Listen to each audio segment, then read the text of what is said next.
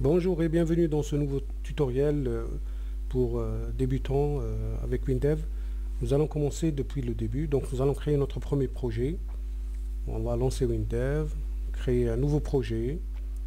Nous allons l'appeler créer un projet sous WinDev. Donc ça va nous permettre de comprendre comment on crée la première fois notre projet. Il y a l'assistant qui nous guide, donc il faut juste suivre les étapes selon nos besoins.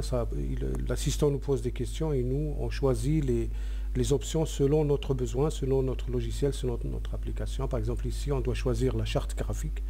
On peut choisir différents types de chartes qui existent sous WinDev déjà par défaut, comme on peut créer notre propre charte graphique. Ici on peut choisir la langue ou les langues. Si notre application est multilingue, on peut utiliser plusieurs langues ou choisir plusieurs langues, et on peut aussi paramétrer la langue, la monnaie, la manière d'afficher l'heure, la manière d'afficher la date, les durées, etc. Et plein d'autres paramètres que vous pouvez tester vous-même. Donc, il y a aussi les langues qui s'affichent de droite à gauche et de gauche à droite. Ici, c'est une option qui permet d'afficher une fenêtre d'information. On peut choisir de relier notre projet à une base de données ou pas. Une fois l'assistant terminé, donc WinDev va créer une structure de notre projet. Alors cette structure, elle est composée par quoi? Par les fenêtres, par les états, par les requêtes, par les classes, par les procédures, par les pages d'aide, les modèles de fenêtres, les modèles d'état, etc., etc., les modèles de champs, les composants internes, les composants externes, on peut même importer des assemblages .NET, etc., les web services, tout ça. Donc tout ça, vous n'êtes pas obligé d'avoir tout ça. Tout dépend de votre projet, de l'ampleur de votre projet. Donc, l'essentiel, c'est de commencer maintenant par créer notre première fenêtre. Mais avant, il faut savoir que un projet WinDev, on peut l'initialiser. On peut initialiser nos variables globales dans l'initialisation du projet. On peut créer nos variables qui seront utilisées donc, dans toutes les fenêtres, dans tous les états, etc. Donc, partout dans le projet. Dans cette partie-là, ça s'appelle l'initialisation du projet, et c'est là que nous déclarons nos variables globales.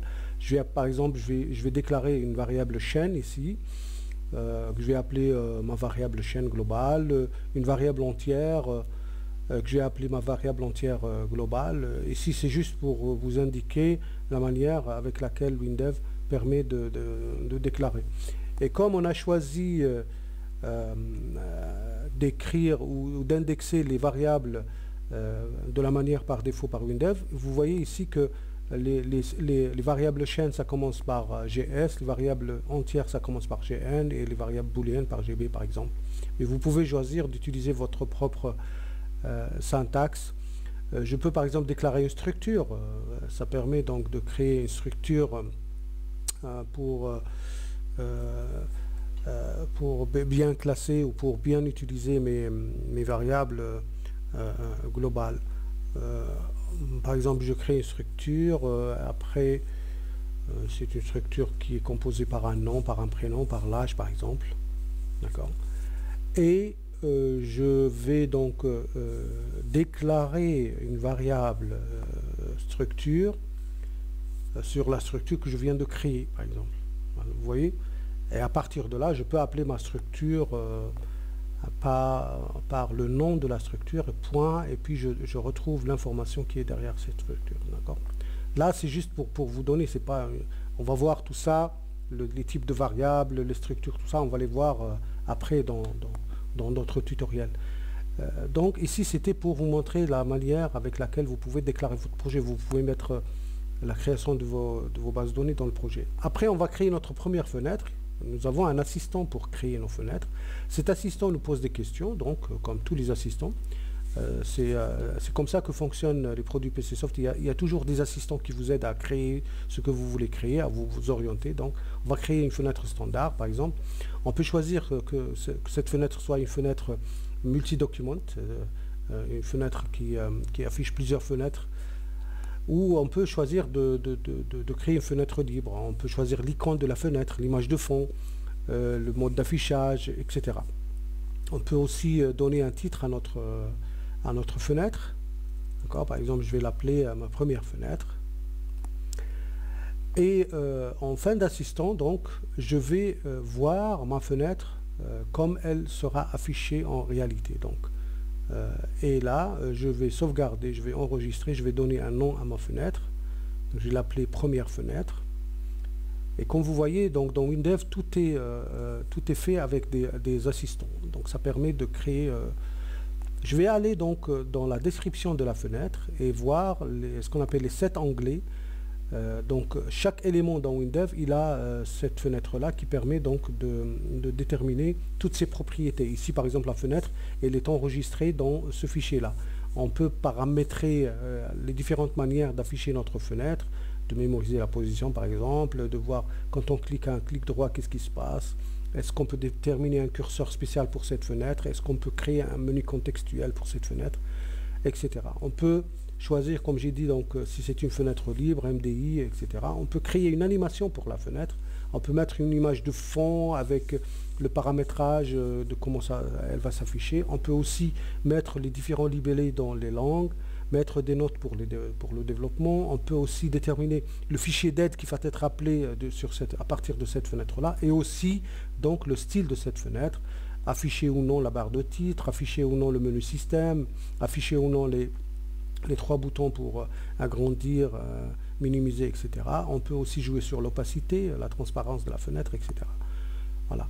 Donc on va exécuter notre fenêtre, on va voir, on va cliquer sur le petit Go et on va voir ce que ça va donner. Donc voilà, notre fenêtre s'affiche.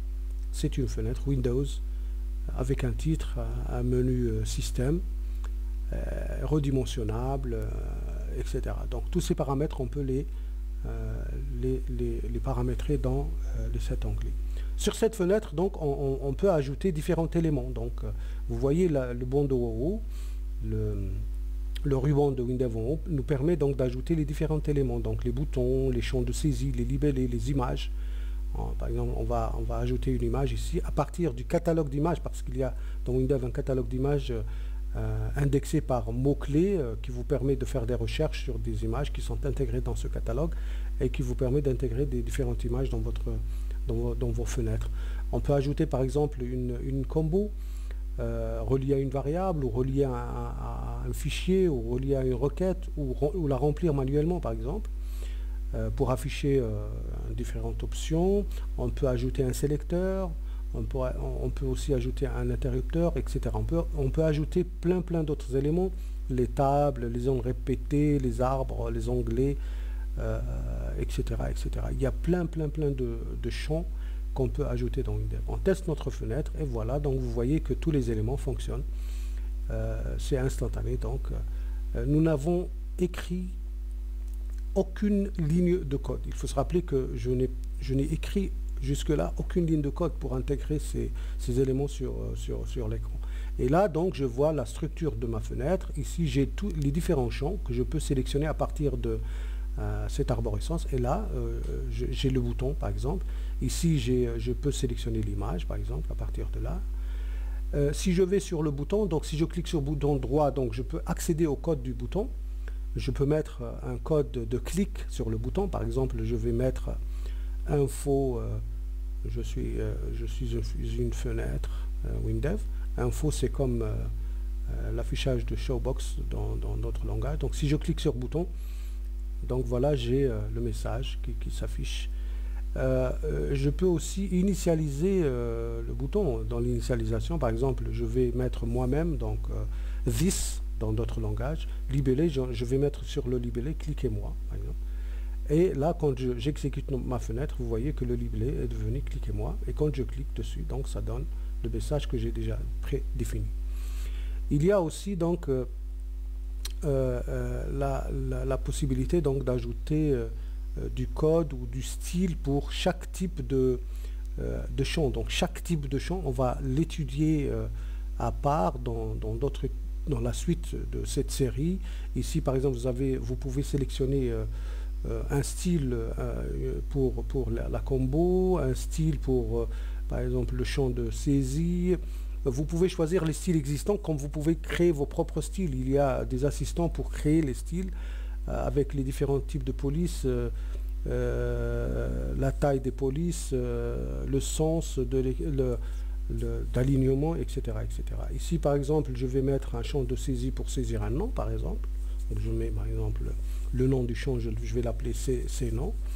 Le libellé qui va être affiché à l'écran, saisissez votre nom, par exemple. Voilà. Et je vais mettre un petit code qui va me permettre d'afficher le nom qui a été saisi quand je clique sur le bouton. Ici, par exemple, je mets « Vous avez cliqué sur... vous avez saisi » et j'ajoute le nom. Alors, je mets « Vous avez saisi » plus, c'est une chaîne concaténée avec un plus. Le RC, ça veut dire « Retour chariot ».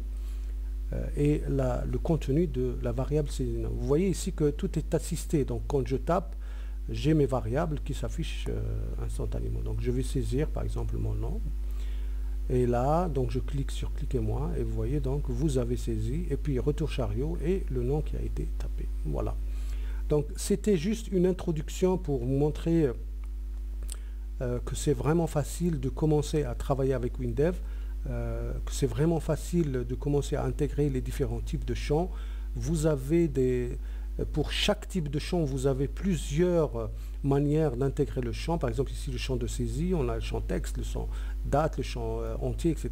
Pour les libellés, vous avez les libellés normaux, RTF, etc. Pour les boutons, vous avez des boutons prédéfinis et vous avez d'autres boutons que vous pouvez créer vous-même.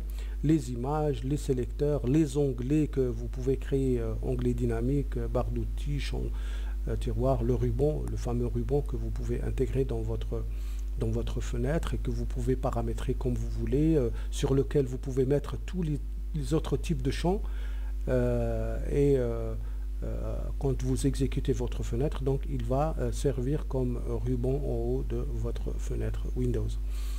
Voilà, donc c'était une première introduction à WinDev. Nous allons donc continuer tutoriel par tutoriel cette série et nous allons découvrir tous les types de champs et toutes les utilisations. Merci pour votre attention et à la prochaine.